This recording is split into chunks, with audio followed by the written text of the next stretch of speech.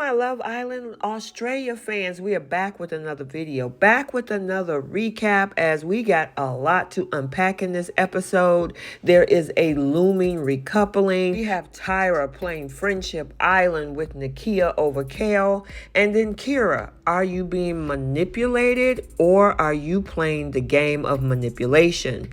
Welcome back to Romance Review TV. It's Lady T. Got another recap for you guys. Love Island Australia Season 5, Episode number 5. And without any further ado, let's talk about what went down in the villa.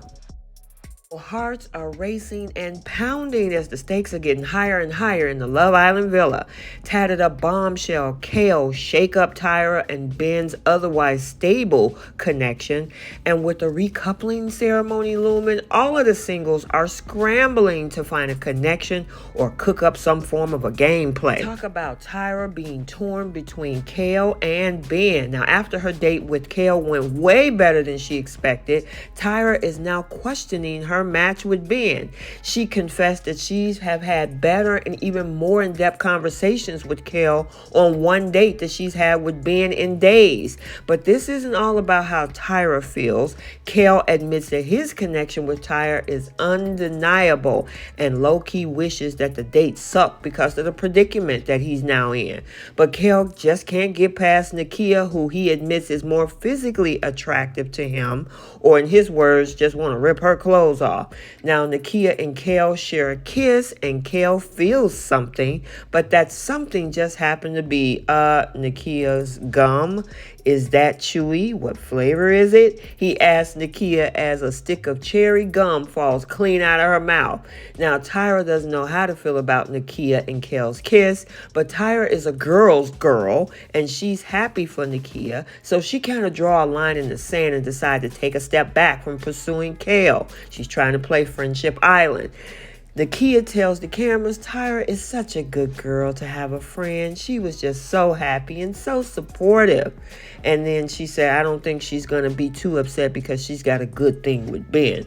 Well, Tyra and Ben did have a good thing until Kale arrived and kind of shook things up. Now, after seeing Tyra's head turn for Kale, Ben now thinks it's important to have options. That sentence alone is enough to have Tyra questioning everything. She asked, do you think that you can actually like me, or do you think that I'm the best option you've got? And of course, there was nothing but crickets, and Tyra's brain is more scrambled than anything else going on. So now after Tia leaves Reed hanging, Reed decides to make other moves. Now, Reed originally had eyes for Tia, but since his arrival, she's changed her tune, and her and Nate are pretty much a sure thing. Now, the change in this dynamic has got Reed thinking he needs to find himself a girl, and with the recoupling ceremony approaching, it is more important than ever before. So he starts by making morning coffees for who? Tyra, something that she called a power move. Now, Ben, of course, is punching the air as Reed beats him to it. Reed pulls Tyra for a flirty chat, and they hit it off. And according to Tyra, she said that it's very natural, and when they speak, it's lighthearted because also she wants to seriously get to know him and vice versa. Reed also thinks Tyra is just a cool chick, quote unquote, but is not one to put all his eggs in one basket. He's moving to another girl as he admits that he needs to come up with a strategic plan, quote unquote, to hang around, although Reed doesn't think that he would get romantically involved with who? Kirra, but he decided to give her a chance anyway. Rewind history, just in case somebody needs a reminder. Reed slept with Kirra's sister Bronte, and the revelation put a big damper on the possible romantic connection between the two of them. Reed tells the cameras, I think me and Kirra could definitely put together a game plan. We could definitely help each other out. But when Kirra asked if Reed would be interested in getting to know her, even with a whole sister situation, Reed said that he would, only if Kirra is comfortable. And of course, it goes on by saying, if I end up being your pick at the recoupling ceremony, then we can see what it can blossom into. Reed is obviously dangling on that carrot right in front of Kirra's face to keep her on. However, Kirra, she said that she's feeling like a schoolgirl. She is blushing. She's excited that this could be an opportunity.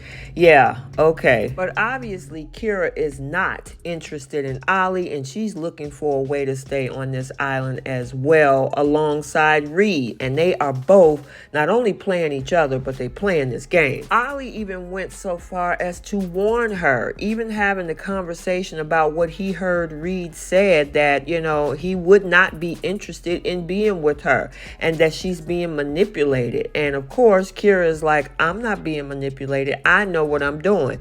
So pretty much the ball is in her court. Now we have our recoupling ceremony, and Sophie Monk enters the villa, and you know something is about to go down. And with the coupling ceremony kicking off, tensions are high as Ollie, Reed, and Ben are all unsure of their future in the villa. So let's start with the other obviously coupling. Zach's hard work and some lies paid off because he's now in a couple with Lucinda. Now, after being done dirty by Zach, Nate finds silver linings and joined with Tia as a new couple. Following their kiss, Nakia and Kale is a new pairing, and then the not so certain ones, Tyra has been wiping away her tears throughout the entire recoupling ceremony, but she manages to pull it all together.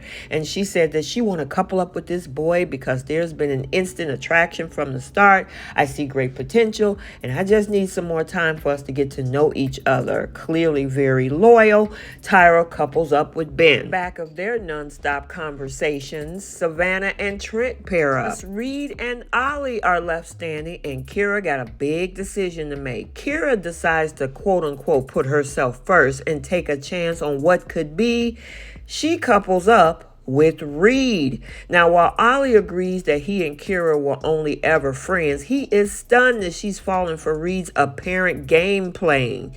Now, Ollie was like, I didn't think she would feed into the BS. I thought from day one Reed wasn't interested in her, and the fact that he tried to swindle his way in there and she believed it is amazing to him. But Kirra, yeah, she says that she's not naive.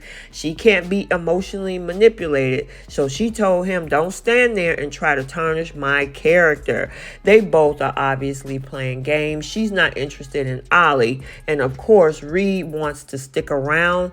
Hey, I wouldn't be a bit surprised with new bombshells coming in. They will be over in a week. How can you get the thought out of your head that the guy that you're trying to get to know, snuggle up with, gotta share a bed with, actually was also the same guy that slept with your sister? There is no way. I don't know if too many women would want to do that. And I'm hoping she's not getting these schoolgirl feelings as she stated earlier. But yeah, this is going to be interesting to watch. But like I said, I only think these two looked for a ticket to stay into this villa because I can't see this going long term. Okay, so let's get the conversation started down in the comment section. Do you think Tyra should have played Friendship Island with Nakia when it came to Kale? And then what about this situation with Kirra and Reed? Do you think they're just in here to play the game, or is she getting played? Let me know your thoughts. So I hope you enjoyed this recap. Stay tuned for other recaps and updates on this channel. And until the next video, like, comment, and subscribe. And we'll see you next time, guys. Bye.